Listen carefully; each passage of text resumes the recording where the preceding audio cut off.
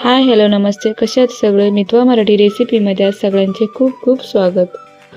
तर पहा, इथे आज आपण एक वाटी मोड आलेल्या मुगापासून एक चविष्ट, स्वादिष्ट आणि त्याचबरोबर अति प्रोटीनयुक्त एक रेसिपी तयार करणार आहोत.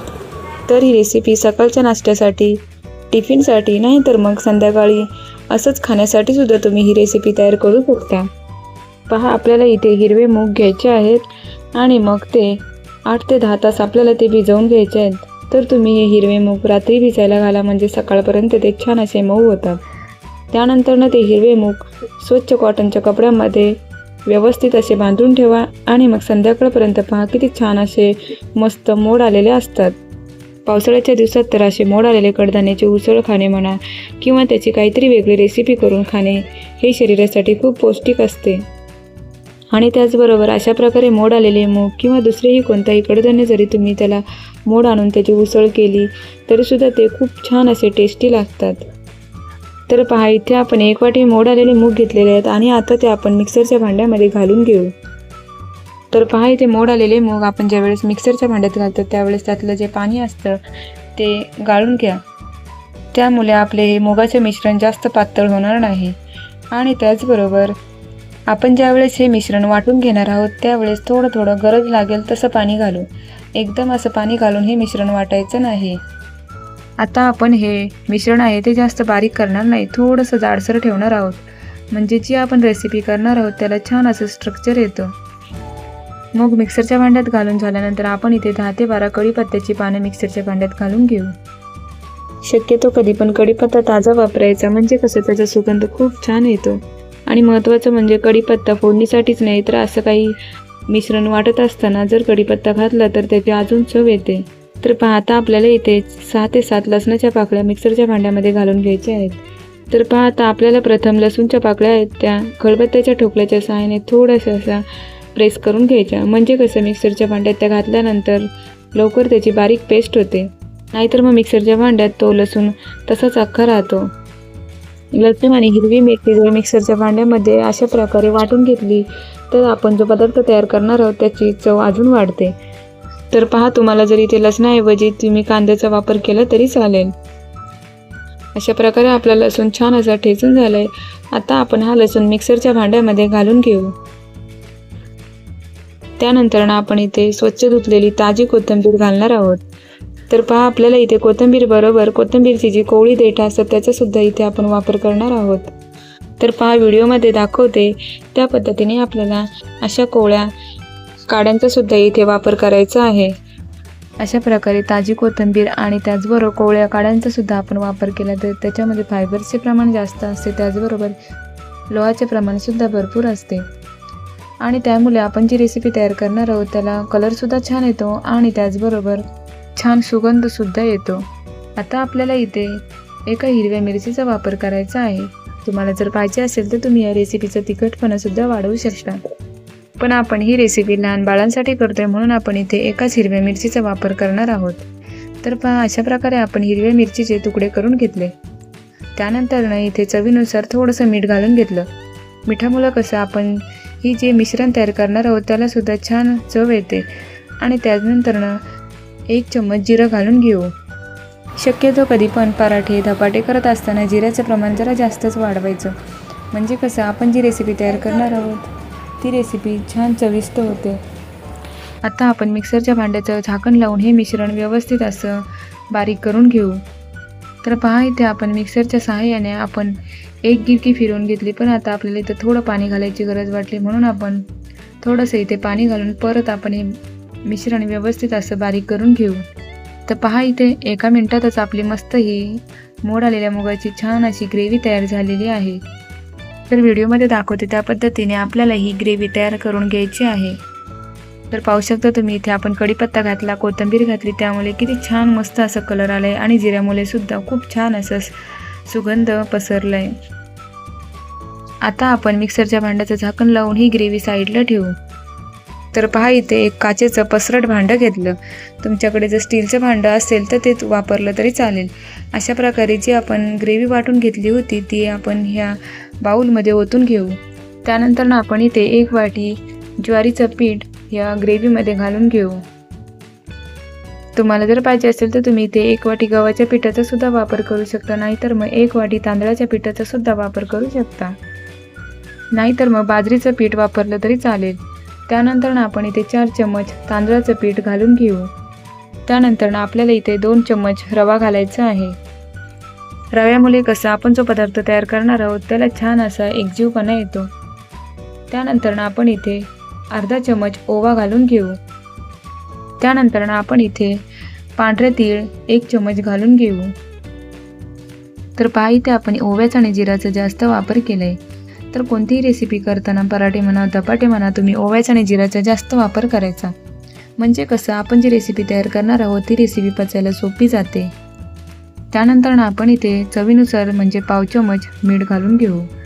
त्यानंतर इथे पाव चम्मच हळद घालून घेऊ. लक्षात घ्या की आपण ज्यावेळेस मुगाचं मिश्रण करत होतो त्यावेळेस सुद्धा आपण मीठ घातलं होतं आणि पिठामध्ये मीठ घालत असताना थोडं कमी घाला. आता आपण हे सर्व कोरडे मसाले आहेत ते प्रथम स्पूनच्या सहाय्याने व्यवस्थित असे मिक्स करून घेऊ, म्हणजे कसं आपण जी रेसिपी तयार करणार आहोत त्याच्या प्रत्येक घासाला या मसाल्याची छान अशी चव येईल. तिखटाचं प्रमाण आणि मिठाचं प्रमाण तुमच्या चवीनुसार कमी जास्त करू शकता.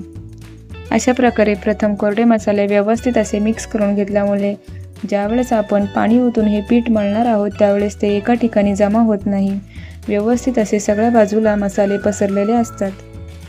पहा आता कोरडे मसाले व्यवस्थित असे मिक्स झालेत. तर इथे पहा मिक्सरच्या भांड्यामध्ये मी थोडंसं पाणी घालून ते पाणी पिठामध्ये ओतून घेतलं. मोड आलेल्या मुगामध्ये जास्त प्रोटीन्स कॅलरीज असतात, म्हणून आपण काहीच व्हायला जायला नको म्हणून मिक्सरच्या भांड्यामध्ये सुद्धा पाणी ओतून ते पाणी इथे वापरलं.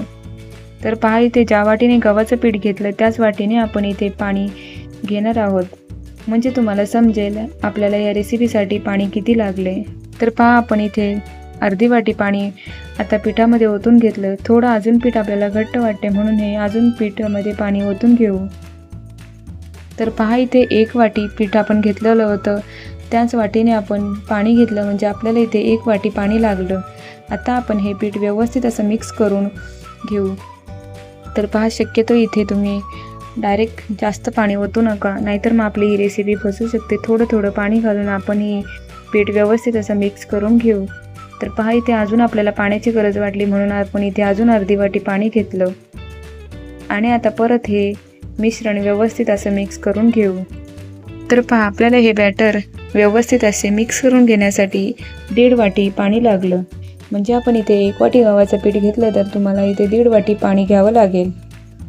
रेसिपी इथपर्यंत पाहिलीच आहे तर रेसिपीला एक लाईक करा, चॅनलला सबस्क्राईब करा. सबस्क्राईब केल्यानंतर बेल आयकॉनवर क्लिक करायला मात्र विसरू नका. ऑलवर क्लिक करा म्हणजे मी तयार केलेली प्रत्येक रेसिपीचे नोटिफिकेशन सगळ्यात अगोदर तुम्हाला येईल.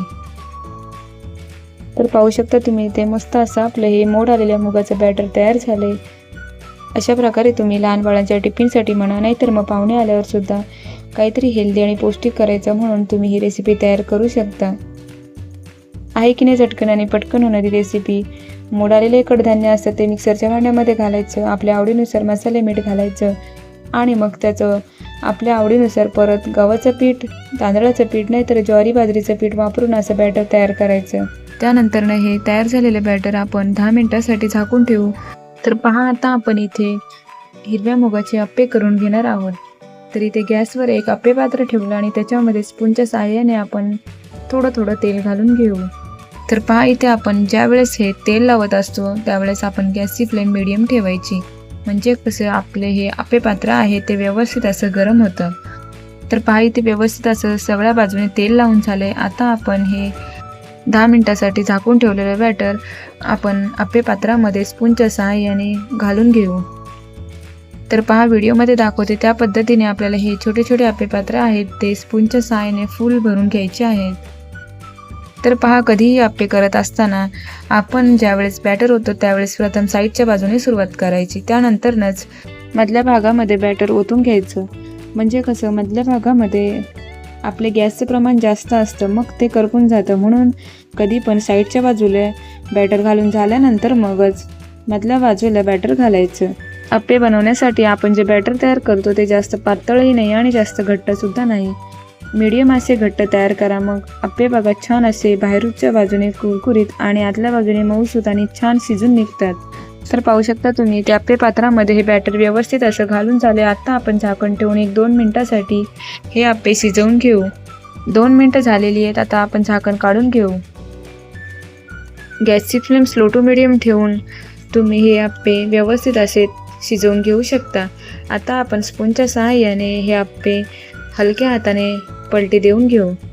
तर पहा, इथे व्हिडिओमध्ये दाखवते त्या पद्धतीने प्रथम आपण स्पून चारी बाजूने गोल फिरवून घ्यायचं आणि मगच हलक्या हाताने आप्पे व्यवस्थित असे उचलून पलटी देऊन घ्यायची. आप्पे कधी पण लगेच पलटायची घाई करू नका. एक बाजू व्यवस्थित सोनेरी रंगावर शिजू द्या, मगच त्याला हलक्या हाताने पलटी देऊन घ्यायचं.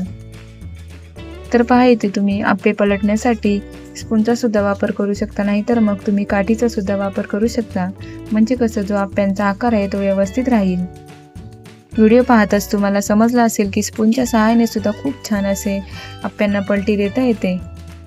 अशा प्रकारे पीठ व्यवस्थित भिजवून आणि त्याचबरोबर गॅसची फ्लेम स्लो टू मिडियम ठेवून असे मस्त सोनेरी रंगावर आपल्याला आप्पे व्यवस्थित शिजवून घेता येतात. तर पहा, इथे आप्प्यांना व्यवस्थित असं हलक्या हाताने पलटी देऊन झाले. आता परत आपण स्पूनच्या सहाय्याने वरच्यावर असं थोडं थोडं तेल सोडून घेऊ.